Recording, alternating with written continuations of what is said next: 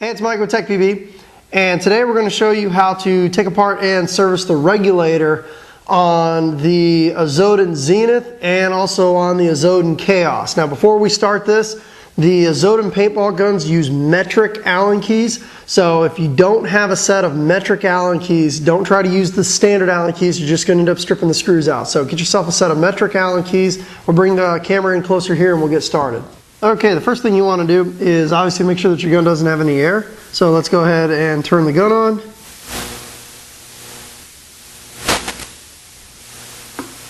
And then we'll shut the eyes off.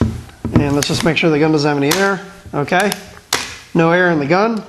So now what we'll do is let's go ahead and remove the regulator.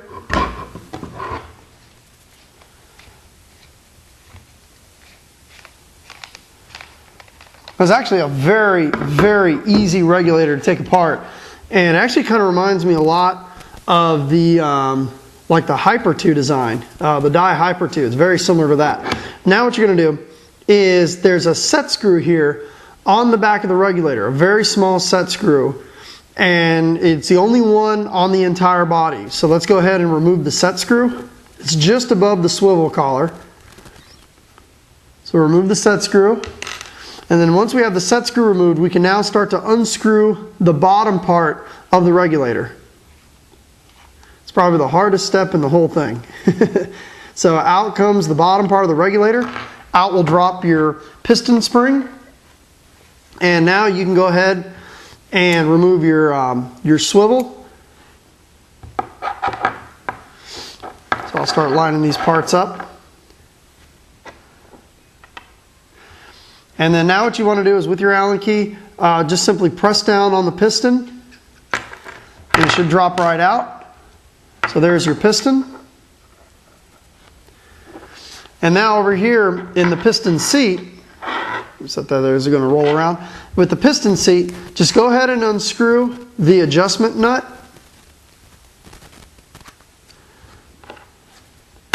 And then using your piston, just go ahead and gently press down, and your piston seat should come out. And that's it. So you have your piston, your spring. This is your piston seat, and this is your adjustment nut. Now, you know, for lubricant, use whatever kind of lubricant you want. Doesn't really matter, honestly. Any lubricant is better than no lubricant. So whether you want to use, 55, 33, hater sauce, lurker lube, it really doesn't matter. So let's go ahead and start putting this back together.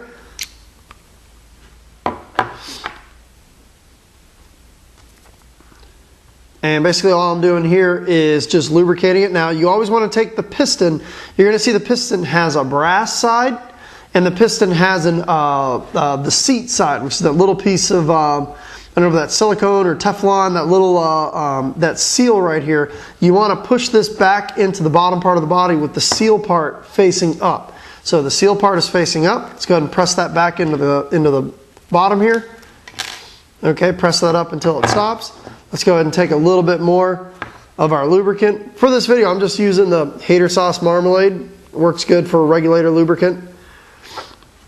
And let's go ahead and take our piston. And our piston, you want to put it in with the large face facing up and the spring on the bottom. So let's go ahead and slide that in. That slides in. Now we can start putting the two halves together. Now here's probably the one tricky part about doing this. If you tighten this down too tight, you're not going to be able to swivel the swivel part. Okay, so what you actually have to do is tighten it until it's snug, back it out about a quarter of a turn, and then lock the set screw into place.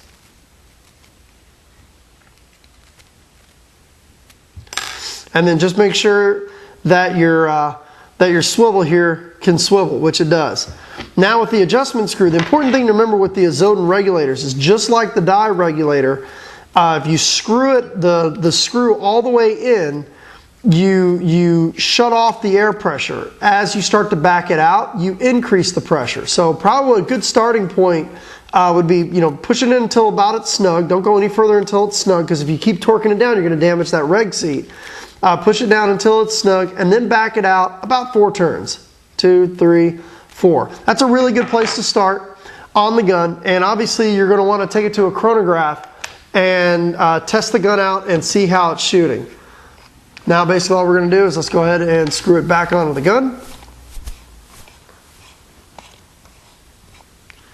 Move the swivel into place. Push on the piece of macro line. Now what we'll do is we'll take an air tank and